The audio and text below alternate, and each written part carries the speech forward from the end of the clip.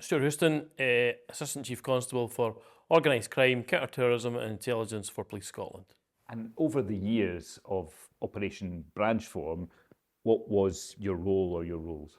So initially, when the matter was reported to the police, I was the Detective Chief Superintendent for Organised Crime and had my remit included economic crime and fraud. So I oversaw that department at the time, so obviously was aware of the circumstances when it was initially reported to police. Well, just talk about that initial report. How did the police get involved in investigating the SNP's finances? Well, as has been well covered over various occasions, and obviously in the lead up to the ongoing court matter, an individual came forward to the police and raised concerns regarding what he had assessed from the public-facing accounts of the Scottish National Party. And from there, that came into the Economic Crime Unit that I oversaw at the time for an assessment, and from there gathered a bit of momentum and engagement with others to establish what was being reported. So essentially that was an investigation into fraud or potential fraud, but we know that case didn't develop very far, that your focus shifted. So just explain why there was no fraud case, why there was no fraud prosecution. In all the circumstances and what happened is that as the police started to investigate into the financial activities that had ongoing within the SNP, there was parts looked at to establish if there was a fraud in relation to how money was gathered into the SNP. But what that did uncover was other items that are other matters that clearly showed that there was money being misappropriated, and that meant what led to embezzlement. And that was through a lot of investigation, and the fact is that we had to engage with a number of people who were part of the SNP, but also was looking at how do we look at the bank accounts and various financial transactions to establish where certain monies had gone.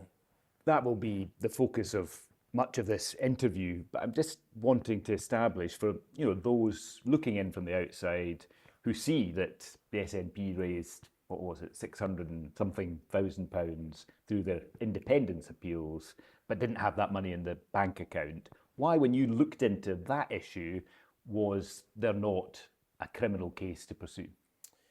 And really the part of it about that was looking at the money that was brought into the SNP. I think the clear fact here was that the money was coming into one account, whether that would be fundraising or other matters, and was in essence disappeared through other transactions that we later uncovered.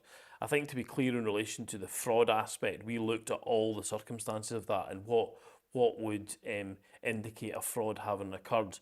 And that was part of our engagement with the Crown Office and Procurator Fiscal Service and how we sort of looked at all the circumstances of monies that were coming in, but more importantly, we're able to show where monies were going out.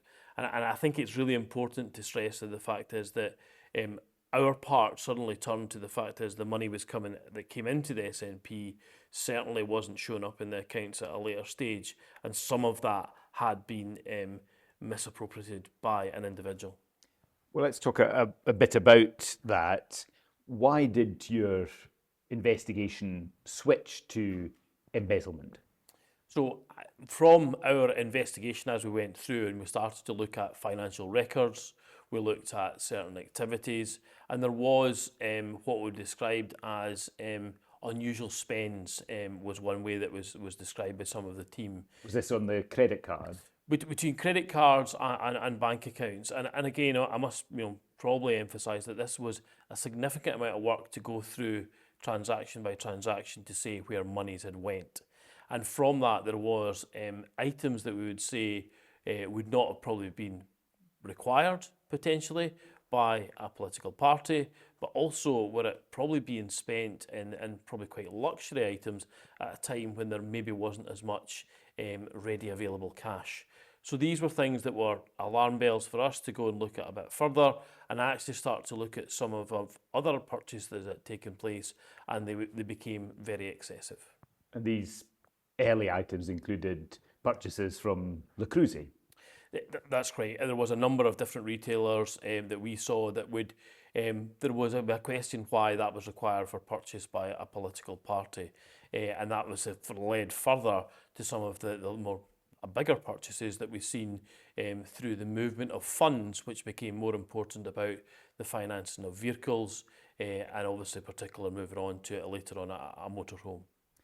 Again, we'll come to some of that in more detail, but I suppose the iconic image from this whole investigation is from the day of police action, the blue tent outside the home of the then former First Minister and her husband, Peter Murrell. Can you just explain why that was necessary? So from the very outset of this investigation, as the person who oversaw it, I recognised, one, the political sensitivities, and the fact is we were investigating the SNP, who were the sitting party in government. We required that operational security, and it was really a real sort of driver for me from throughout this was the integrity of the investigation. And the fact is, if any of the information about what we were investigating, what we were looking for, or what was being suspected at that time had become in the public domain, that may jeopardise any future proceedings by the Crown Office of Procurator Fiscal Service, and certainly would have cast doubt on the professionalism and the integrity and capability of the police investigation. So what's the purpose of the blue tent? What's going on inside? So the blue tent was something that was discussed at length, and the fact is that we were aware that we were going to search a home address, and we suspected there were items that we would recover within there that you couldn't put into a bag and walk out the door with. You would have to actually try and account for a large number of items in that house. And I think for us to protect from media scrutiny and the integrity of the investigation, we made a decision that we would place a tent around the driveway of the house where we could process the items that we were recovering correctly and in line with our procedures, but also protect the integrity of that really crucial investigation. So you've got a van inside that tent into which you're placing items taken from the house? Yes, and that was a decision, as I say, to one, allow officers to carry out their role correctly, professionally, and obtain the evidence, but also to ensure that we protected the integrity of what we were investigating. And as can be borne out now, that has made that a very professional and a high standard investigation. So you're taking items from the house and at the same time from the SNP's headquarters in Edinburgh. What did you have to do to seize the motorhome? So in order to seize the motorhome, our investigations led us to understand where it was being stored. And from there we were able to seek warrant to take possession of the motorhome, as we believed it had been purchased with embezzled funds. When you came across the motorhome, were you surprised? I think the fact it was in the account system, and the fact is about why would a political party purchase a motorhome was a question that was raised. What our investigation led to show was that that motorhome was purchased by an individual, was insured for an individual, and from that we're able to say where it was being kept. And that is a really important part, and the fact is, why would you purchase something and then not use it? Is it not possible that this could have been used as a campaign bus during an election where COVID was still an issue and it might have been difficult to move people around the country to campaign? I think that might be a suggestion from someone, but it was never used for that purpose. And when you looked inside, was there anything that might have indicated that it could be used as an SNP campaign vehicle? There was nothing that I would say that would suggest that it was an ordinary camper van, had a number of toiletry items within it, as if it was to be used as a personal vehicle. And some books as well? I recall there was a number of items within the camper van which were obviously part of our investigation and were seized during its seizure and removal to police premises. The travel books? I believe there was some travel books that were present. This investigation from complaint to conclusion took more than 5 years. Why so long? So that has been a question that's been asked on a number of occasions about the length of time it takes. I think the fact is that we had to go through a number of accounts. If you go back how many years the actual fraudulent or embezzled activity took place was a long time. And the fact that we were able to check every transaction, we were able to look at who the retailers were, we had to look at every line of payments. This was at times a very complex and difficult investigation, and the fact is that you had bank accounts and credit cards that have been mentioned, but you also had a system, an accounting system within the party that didn't necessarily have the correct description of what had been purchased. So a lot of work by forensic accountancy, by police investigators, to go through and make sure what we were looking at had not been purchased on behalf of the SNP, but as has now been admitted, was embezzled funds. So what do you say to those who look at the length of time this investigation has taken and think that somehow you're drawing it out? I would say that we were making absolutely sure we had the right information. We went through a number of financial institutions through warrantry to obtain information, because that's not owned by necessarily a victim, it's owned by the banking authorities. There was obviously potential for legally privileged material that had to be assessed at various times throughout the investigation as well. And these are things that investigations of a financial inquiries can take a lengthy period of time. And in addition to that is the fact is that working in conjunction with the Crown Office and Procurator Fiscal Service, we got to the stages where we planned for a day of where we were going to arrest individuals, carry out interviews, but be in a position where we could put evidence to all the people that were arrested in the inquiry. Let me put to you some comments from the former SNP MP Tommy Shepherd, who's suggested to us that this whole process took far too long, and he accuses the police of creating CSI-style photo opportunities for the media. Is that fair criticism from him? So, if I've touched on it, I believe you must be referring to the tent, and as I've sort of stressed, already, that was to protect the integrity of the investigation. And it's been commented upon by colleagues of yourself in recent days to say at no time during this investigation were they really aware of what we were looking at. And I think that's testament to those individuals that carried out that work. But I come back to the fact is that if we hadn't done something like that in that day, how much media speculation there would have been with items they saw us removing from that house. That didn't happen. And that allows us to have a fair, transparent process further down the line for a person who became the accused in this case. No conspiracy here? No conspiracy that I'm certainly, I would say it is our part of ensuring we carry out a professional investigation. Does it annoy you that people poke at your investigation in that way? I think this case has been subject of huge scrutiny, whether that be from yourself and media colleagues, whether that be through social media and people who have an opinion on what the police were or were not doing. What I would say is the complexity and challenging nature of this was we were under scrutiny at all times for this. We were under, the public eye.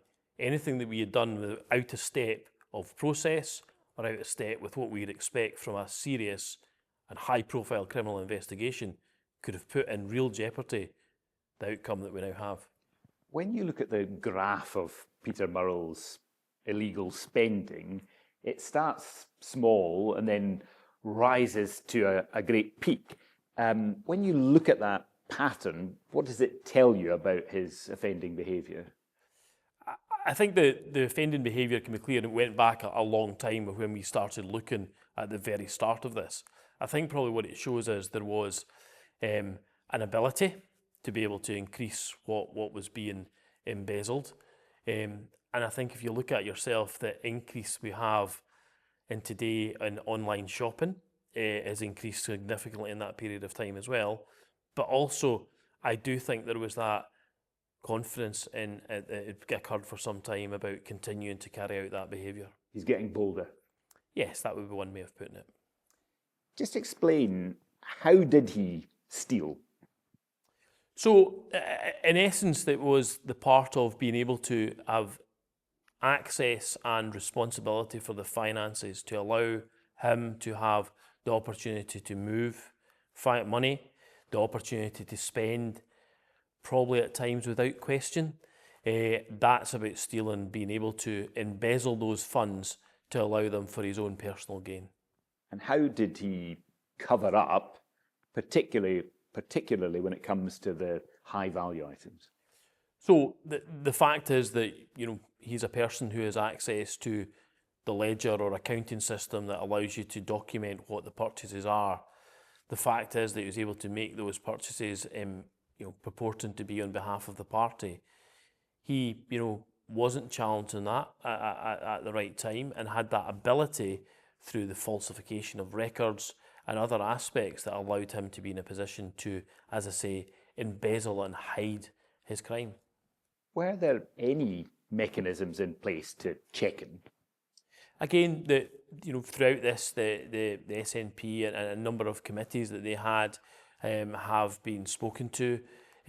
But I think we need to understand this, and it's been said already, this was the chief executive of the party, who is the person who is in charge of the day-to-day running of that organisation. And he was in that position and had that ability to be able to, as I say, falsify records and be the person that really was accountable for the finances. He was trusted. He was trusted. Why was Nicola Sturgeon not reported for prosecution? So again, part of the police investigation, and we've commented upon that Nicola Sturgeon was subject of arrest and interview during the investigation, as was Colin Beattie. These the circumstances of those arrests, the information that the police held, was all subject of a advice and guidance report to the Crown Office and Procurator Fiscal Service, where it was laid out what their involvement or what their position was in relation to any crime. And did she do anything wrong? The police, and I suppose for me to say that we report the circumstances to the Crown Office and Procurator Fiscal Service for allow them to make the decision whether someone is prosecuted. For us, we put in the circumstances and to allow them to make an informed decision. You didn't recommend prosecution in her case? We didn't make any recommendations to prosecute or otherwise. That our role is to report the circumstances. Well, the Crown are very clear that they accepted your recommendation that there was not enough evidence for a prosecution. Is that correct? So our role is to report all the circumstances to the Crown Office and Procurator Fiscal Service in relation to everything that's happened, whether that be any investigation and not necessarily unique to this inquiry. We then seek advice and guidance what way they think that should go. It is their decision in relation to the prosecution of cases. Were you happy to leave it at that? Again, we act in working conjunction with the Crown Office and Procurator Fiscal Service, and we have to do that, and the fact is that we are there to act on their behalf to carry out investigations, and it's essential that we work together and have reach agreement on certain things to make sure how we take things forward, whether about progressing to get warrants, etc. So we, as I say, we report the circumstances, and again, it is for the Crown Office and Procurator Fiscal Service to assess that as well and provide any advice and direction. And just one last thing on that, were you in agreement with the Crown that there was no case to pursue that might lead to a prosecution? So again, our line was very much, here is all the evidence that we have collated as much as we could find. Our job is not to have that final decision. Our job is to assess it. But hang on a minute, in the case of Peter Murrell, you're sending in a report saying that this guy's committed a crime and should be prosecuted. I recognise that it was a different type of report that you sent in relation to Nicola Sturgeon, but therefore can we conclude that you did not think there was the evidence there for her to be prosecuted or for further inquiries to be made? So I think to distinguish between the two types of report is in the fact is of Peter Murrell, there is a standard prosecution report to say we have carried out an investigation and we can have evidence of certain offences that we put forward. An advice and guidance report is that very, the word is in it is the fact is, here's the circumstances that we've uncovered. We're seeking your advice and guidance on where we go next. And that's really important. And the fact is, in those occasions where there is, a circumstance that you need to examine, that's for the Crown Office and Procurator Fiscal Service to give us advice on where we go next. Would you be happy for that report, that advice and guidance file that you sent into the Crown to be published? Again, I think that's something that we need to be very mindful of. The fact is that that is a lot of information. Some of that is sensitive information regarding other individuals. And again, that is a report that is shared between the police and the Crown Office and Procurator Fiscal Service. You're not saying no? That wouldn't be a matter for the police to release that information. But would you be comfortable if eventually that was put into the public domain? That would be a matter for us. We've delivered that to the Crown Office, and any release of information for that would be a matter for the Crown Office and Procurator Fiscal Service.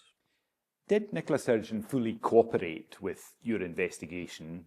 Would that be a fair way to characterise her engagement? So, as I've said, Nicola Sturgeon was obviously subject of arrest and interviewed, and as has been reported and released by herself, was that she provided a written statement to the police following that interaction. And yes, for those circumstances, she provided a written account, which was obviously taken in and assessed by ourselves. Full cooperation or not? Well, again, when someone is fully cooperative, it is probably a difficult situation when someone's under arrest, and the fact is they have a right not to say anything, and again, that is someone's right. In regarding cooperation, I think we'd probably need to define that, and the fact is someone made themselves available and provided a written update to us, I would say is cooperating. Did she answer all your questions in the written statement, I mean? Again, there was a lot of information in there, and it's not something that I would be able to go into in great detail. But the fact is that someone has provided information to us that, bearing in mind she didn't need to at that point, but has provided information to us that is been assessed by police. Is it reasonable for her to say that she's been cleared as a result of this investigation and not being prosecuted?